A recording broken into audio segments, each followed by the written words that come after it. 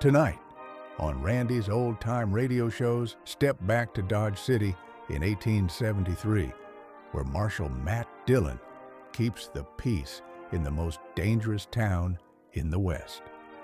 Gunsmoke, first broadcast in 1952, wasn't just another radio western. It was called adult western drama, with gritty realism, flawed heroes, and complex villains.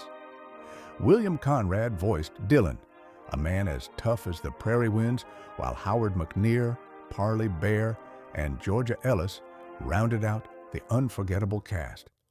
Before it became a TV legend, Gunsmoke spent 9 years ruling the radio range, where the West was never more alive.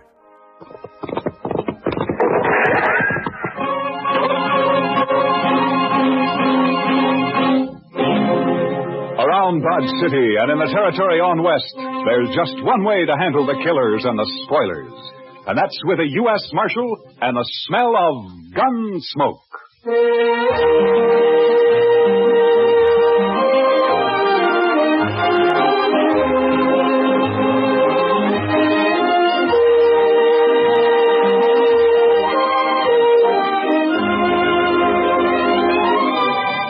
Gunsmoke, starring William Conrad. The story of the violence that moved west with young America. The story of a man who moved with it. Matt Dillon, United States Marshal.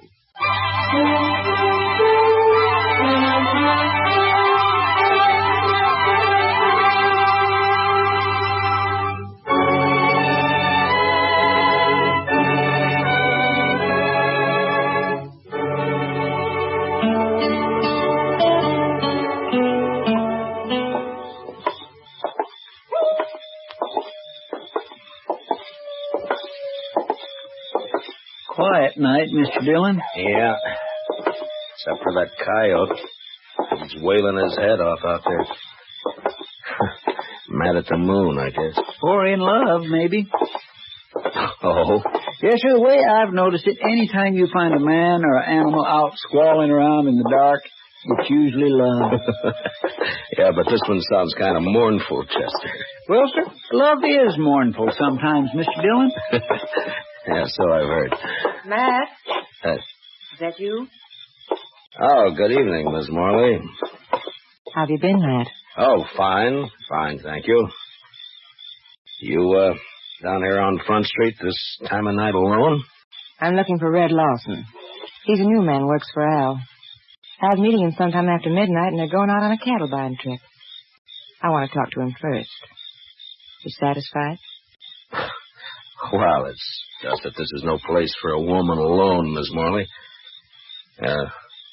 Maybe you better go home. There are other women down here. They belong here, Miss Morley. They work here. Oh, don't be so stuffy, Matt.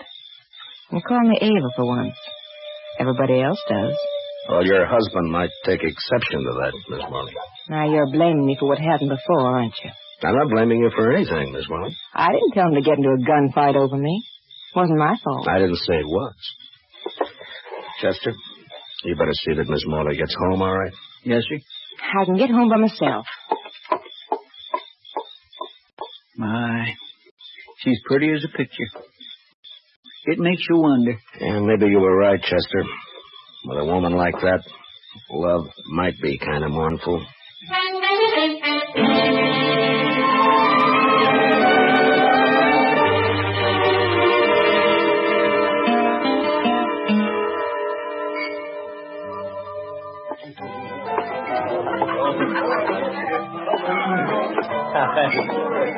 So I just give my rope a couple of turns around that juniper stump, and I jerk back on it. I'll bet that Lawson. Oh, hi, Marshal. I wonder if I could see you for a minute, huh? Yeah, sure. Be right back, boy.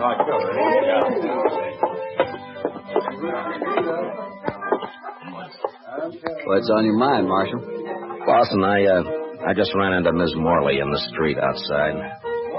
You did? Yeah, I suggested she go home. She's got no business being down here this time of night. It might be a good idea if you'd tell her that, huh? Seems to me that's up to her husband. Look, you're new here, Lawson. I guess you didn't know Fred Curtis and the Santa Fe Kid. I heard about it. A couple of fools, as far as I can see. Yeah, I guess they were. After they met Ms. Morley. Hey, look, Marshal. What's your stake in this? I got no stake. What Ms. Morley does is her own business, as long as it doesn't cause any trouble. I'm just trying to keep her peace, that's all. I feel kind of sorry for her, that's all. Al treats her like a dog. Uh-huh. Fred and the kid used to talk the same way. Like I said, a couple of fools. I'm not. I hope not. See you around, Marshal. Yeah, sure. Oh, I think so. Hi, Kitty. Could I speak to you? Oh, sure, man. Excuse me, boys. I'll be back. All right. You hurry back now. What, man? Kitty, has Al Morley been in tonight? Oh, no. I haven't seen him, man. Should he have been around? Oh, not necessarily. He and Lawson are riding out around midnight on a cattle buying trip. I just thought they might be meeting here. Oh, well, not yet anyway. Jesse Wells would know what the plans are, though. Jesse Wells? Yeah, the bartender down there at the end, the young one. You know him. Oh, yeah, sure. Why would he know? Well, he's going along. Al asked him to help out. They're going to follow the Lazy Bee Roundup. Try to get in ahead of the buyers from Chicago. Oh, yeah. He's a nice-looking kid. I wonder if... Yeah, he's another friend of Ava's.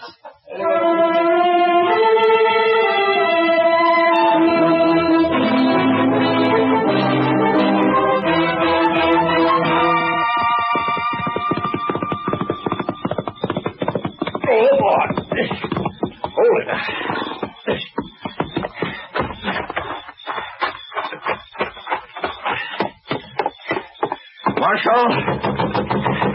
Marshal Dillon! Oh, come on. Wake up, Marshal! All right. Take it easy. Who is it? Jesse Wells, Marshal. Open the door. All right, just a second till I get it. What's the trouble, Wells? Al Morley, Marshal. And you better get your horse, because we got to ride back out there. Out where? What happened? Buffalo Flats. We camped there to wait for the roundup crew. And Al's dead, Marshal. He's knifed in the back. Did you do it? No. It was Red Lawson. He knifed Al and he stole the money we were going to use to buy cattle. What in the world is going on, Mr. Dillon? You better saddle up, Chester. We got to ride. What's the trouble? The usual. Nothing new but the names. Seems Red Lawson turned out to be a fool in spite of himself.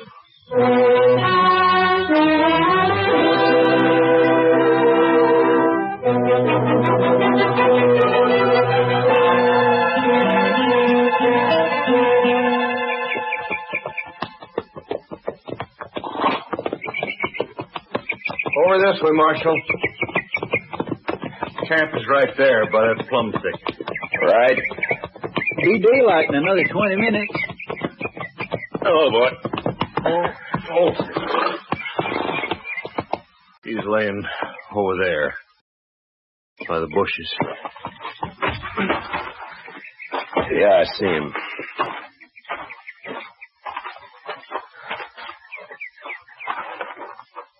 Whose knife is it, Jesse?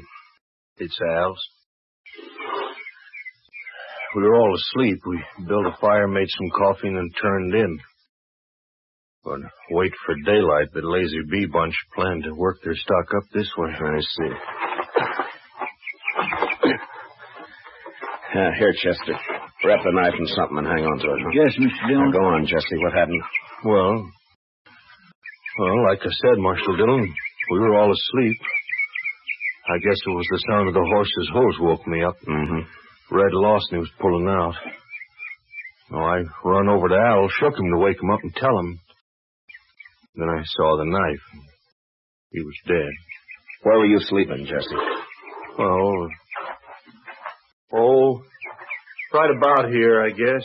Red was across the fire over there, and Al was where he's laying now. What about the money? How'd you know it was gone? Well, I thought about it right off, and I figured that's why Red had done it.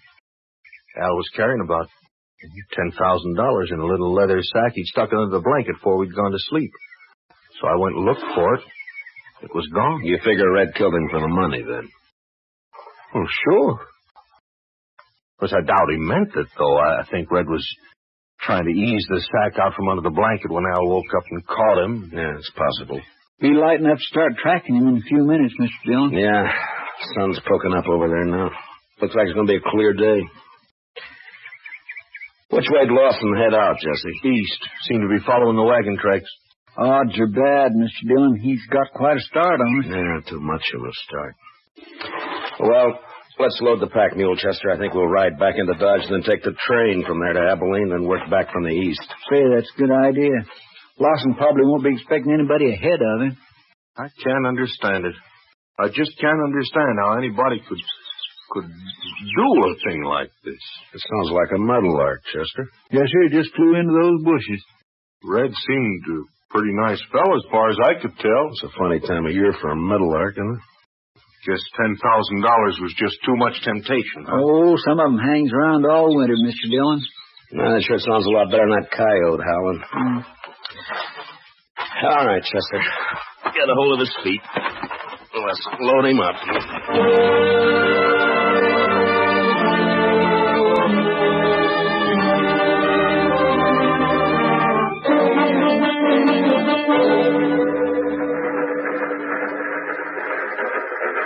Sumac Creek water tank's right around the bend up ahead of us there. How long we stop here? Oh, about 5 minutes. Just long enough to take on water. Might as well relax, Marshal. It's a long ways yet to Abilene.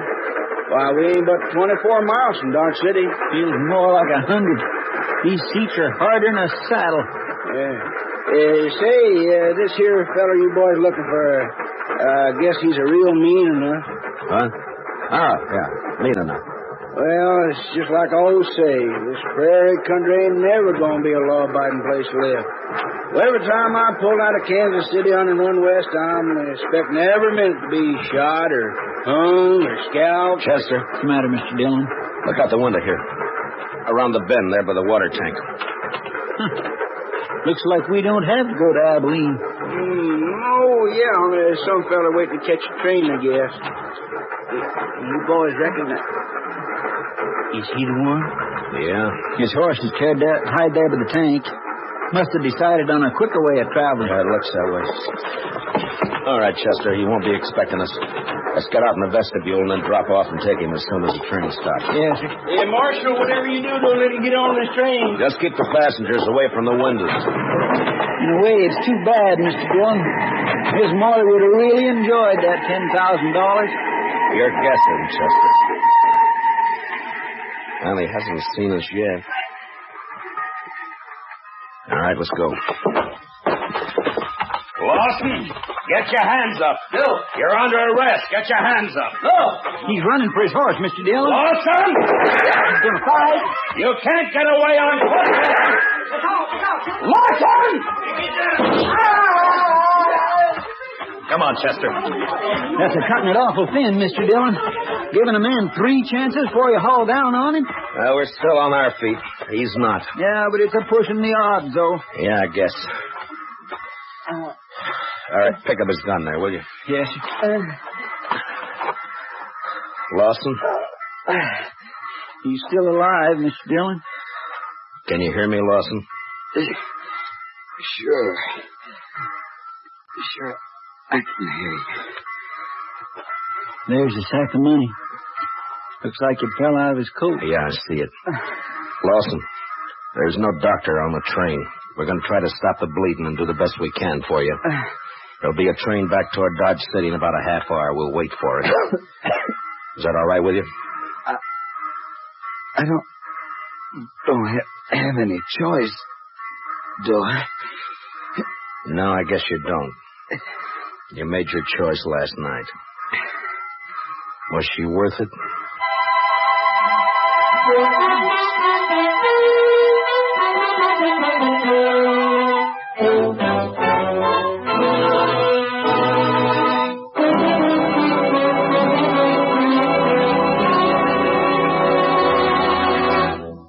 We will return for the second act of Gunsmoke in just a moment.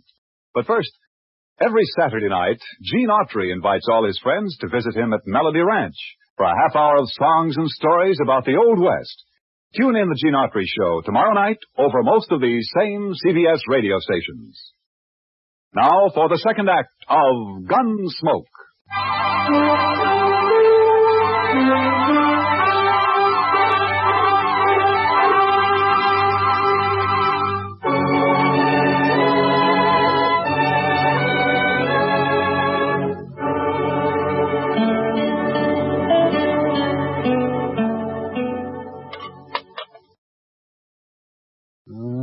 Let me see now. Oh, yeah. Oh, that's a bad one, Matt.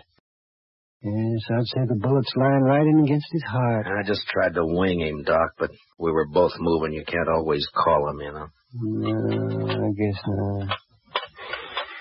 Well, I'm afraid that's about all I can do for him, Matt. It's not enough, is that it? He won't live an hour. Yeah, I wish he was conscious. I want to talk to him. Well, the stimulant might take effect, and then again might not. With this kind of a case, you never know. What is it you're after, Matt? Ms. Morley? Accessory before the fact? She could have been. Mm-hmm. Well, I'm a broken down old man, Matt, but if that woman rolled her eyes at me just once, well, I do not know. I just might. Matt. Yeah. Lawson? Lawson, can you talk? Can you hear me, Lawson? Yeah. Sure. Was Ms. Morley in on it? Nobody was in on it. Did she know you were going to do it? She had nothing to do with it. Was she going to meet you somewhere later? She had nothing to do with it. It was my idea. Nobody else. Lawson, listen to me. You're dying. Do you know that? Yeah. Yeah, I know. I can feel it. She wasn't in on it. All right. That's the way you want it. At least Al won't treat her like a dog anymore. What do you mean? I mean, a dead man can't bother anybody. Al? You ought to know. You killed him. No. What? He was asleep. I took the money and rode away. And they were both asleep. I didn't touch him. You're telling the truth. I swear I didn't kill him. I only stole the money, and I didn't get... Well, guess I was wrong, Matt. The bullet was closer to his heart than I thought. Yeah. And I was wrong about something myself, Doc. I thought this was the end of it. Now it's wide open again. Wide open.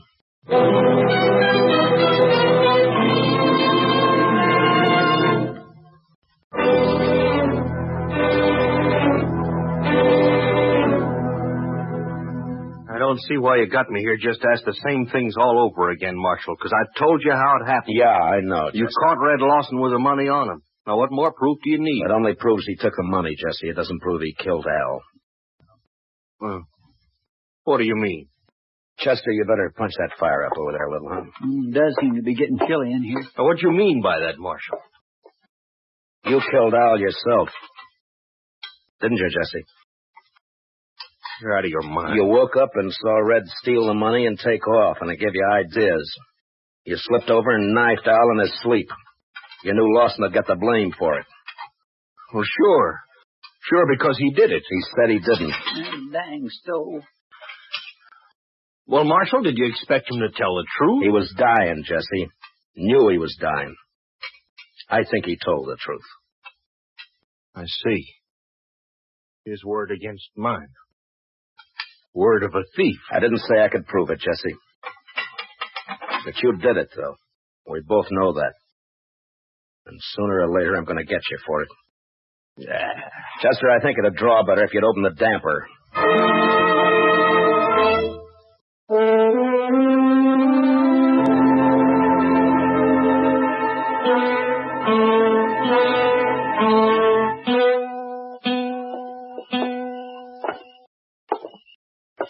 Quiet night, Mr. Dillon.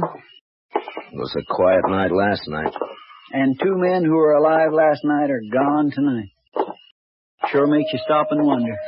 Well, at least one thing hasn't changed. That coyote's still there. I guess there'll always be coyotes around, Mr. Dillon. What are you going to do about Jesse Wells? Oh, I don't know, Chester. He's guilty. You could see it written all over him. But there'd be no use bringing him in. I haven't got one piece of evidence. I don't know. Yes, sir. She's quite a woman. Mercy. Quite a woman. Yeah, she is that, all right. Matt? Is that you? Good evening, Miss Morley. Who are you looking for tonight? Can't be Red Lawson. He's dead. So is my husband. You forgotten? My deepest sympathy. Don't bother. You know better. I am sorry about Red, though. He was nice. You're the one who did it, aren't you, Matt? Yeah. Yeah, I killed him. For you. I couldn't do anything else. I don't know why you say for me. It wasn't my fault. Yeah, sure, I know. You know. You don't know anything. You don't know how it feels to sit in the house alone with your husband dead. No one in town coming near you. Like he was poisoned or something. Sure, I don't feel sorry about Al, but I would have once. He's the one who changed me, made me feel different. I know it wasn't your fault. And you didn't even come to tell me he was dead. Why not? It's part of your job, isn't it? I didn't come and tell you, Miss Morley, because I figured that you'd... Chester? Yes, sir? Would you mind walking on ahead? I'll meet you on the Texas Trail in a few minutes. Well, All right, Mr. Dillon, if you say so. Well, I'll get some later. Why'd you send him away, Matt? I was just wondering if you were going to be home later tonight. I could be. Around 10 o'clock, say? Sure, Matt. I'll be there.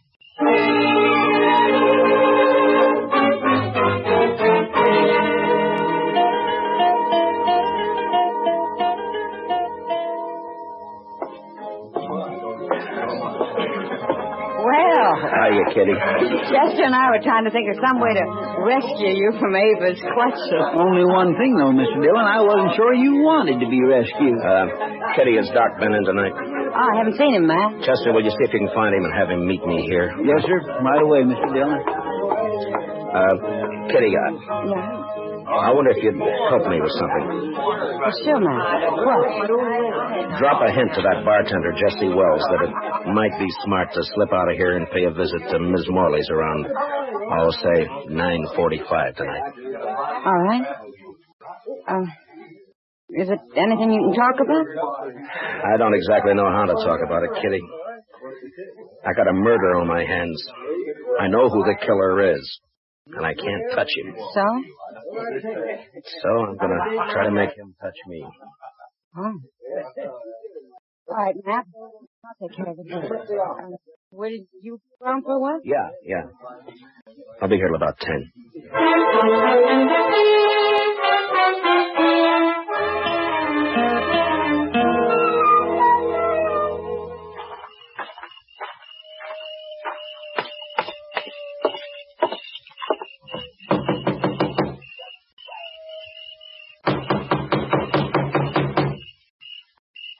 Who is it? It's Matt Dillon. Who'd you think? Just a minute. Well, hurry up. Let me in. All right, Dillon, come on in.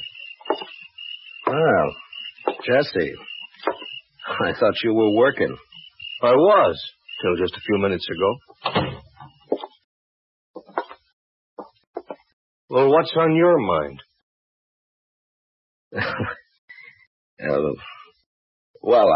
I think Mr. Dillon probably wants to ask me some questions or something. Yeah, I do, as a matter of fact. Jesse Wells, for instance. What? You didn't tell me he was going to be here, Ava. Well, What do you mean she didn't tell you? Wait, Ava, what about this? You were expecting. You knew he was coming. Of course you knew I was coming. You and Matt Dillon. For how long? And what kind of a fool does that make me? I'm afraid you were born a fool, Jesse. That's why she picked you. She's so wonderful you said if only Al didn't stand in our way. I didn't tell you to kill him. I didn't mention it once. You didn't have to. Just kept dropping hints, leading me on. And all the time you and Matt Dillon. She's too smart for you, Jesse. You should have realized that. Yeah. And instead I played right into your hands. Both of you. How, Jesse? Killing Al, getting him out of your way, giving the two of you a clear field. You're under arrest for murder, Jesse. What? Oh, you'd like that, wouldn't you? Both of you would. Sit around and laugh about it while you're waiting for me to hang. I said you're under arrest. Now hand over your gun. Oh, you don't, Dillon. You're not going to carry it that far. You're not taking me in for something both of you wanted me to do. Hand over your gun, Jesse. You want my gun, you got to take it away from me. Get away from the door. Oh, sure, I'll get away from you. Oh, Mr. Warren!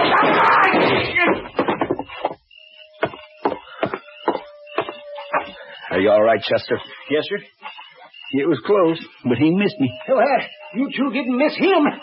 I don't know which one of you fired first, but either bullet would have done it. Well, you got his confession all right, Mr. Dillon. Doc and I heard every word from the front porch there. We sure did. Only one thing, though, Matt. He didn't implicate the woman in it. Yeah, I know. Will you take charge, Doc? Oh, sure. Be glad to. Part of my job, you know. Matt. All right, Chester, let's go. Matt? Could I see you for a minute before you go? Matt? What's it add up to, Mr. Dillon? 3 men have been killed since the same time last night. Yeah. And you know, Mr. Dillon, I think maybe it's kind of all her fault. And you can't pin a thing on her. My. Well, there's one lucky thing. There aren't many women like her.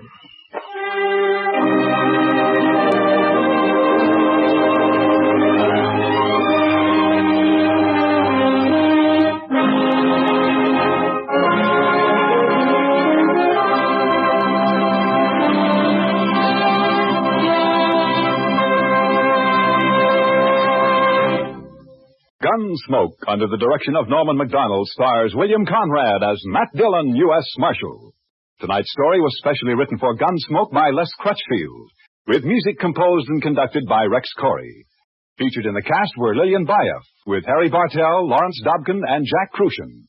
Parley Bear is Chester, Howard McNear is Doc, and Georgia Ellis is Kitty. Gunsmoke is heard by our troops overseas through the facilities of the Armed Forces Radio Service. Join us again next week as Matt Dillon, U.S. Marshal, fights to bring law and order out of the wild violence of the West in Gunsmoke.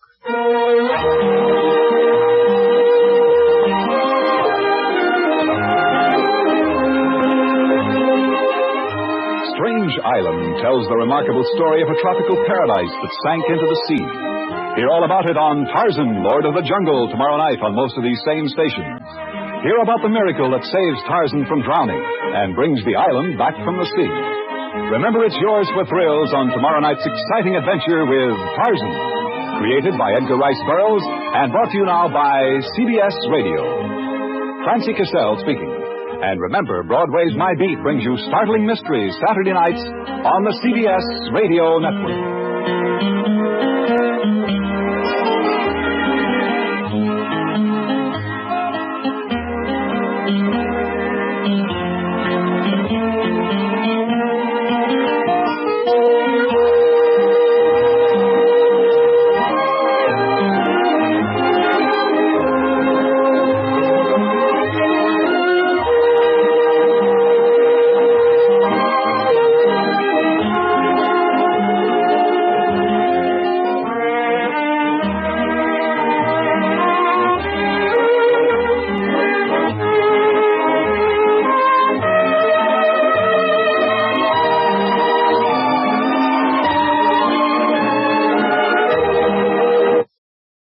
Well, folks, that's all for this episode here on Randy's Old Time Radio Shows. Now, bringing these golden oldies back to life takes no small amount of time and effort from our good friend Randy, cleaning up the audio, converting the files, and making sure each show has the best audio possible. If you've enjoyed the program and you'd like to help keep these classics on the airwaves night after night, why not consider a small donation? Every penny goes straight to supporting Randy's work and helping this channel stay on the air. You'll find the links down in the description below. And for those of you kind souls who've already given, Randy tips his fedora to you. Your support truly keeps this old radio spirit alive. Thanks ever so much. And until next time, keep those dials tuned and keep the memories rolling.